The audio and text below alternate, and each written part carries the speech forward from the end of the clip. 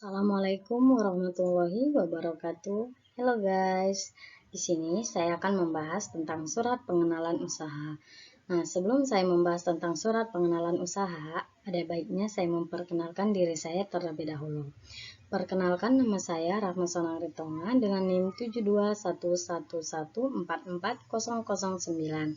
Saya dari Universitas Negeri Medan, Fakultas Ekonomi Pendidikan Administrasi Perkantoran kelas A. Di sini saya akan membahas tentang surat pengenalan usaha. Nah, yang pertama ada pengertian surat pengenalan usaha.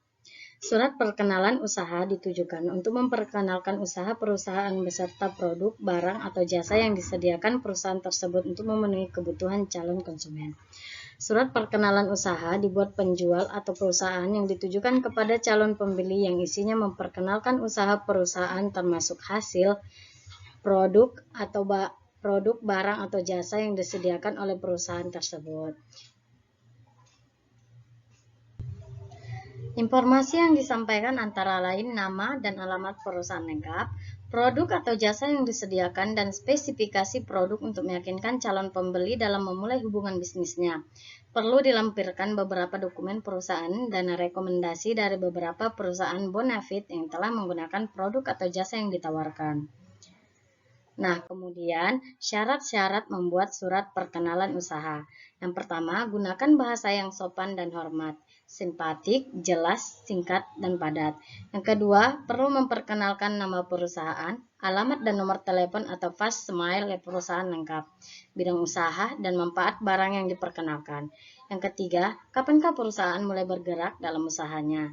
Yang keempat, meyakinkan pada konsumen bahwa barang yang diperkenalkan berkualitas tinggi dan telah banyak yang mengkonsumsinya.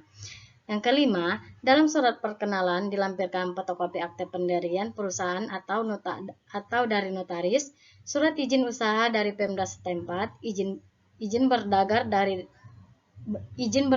dari Departemen Perdagangan dan Industri, neraca terakhir dari perusahaan, surat rekomendasi dari bank, surat rekomendasi dari perusahaan yang telah menjadi realisasinya, susunan pengurus perusahaan. Nah, kemudian ada ciri-ciri surat pengenalan usaha.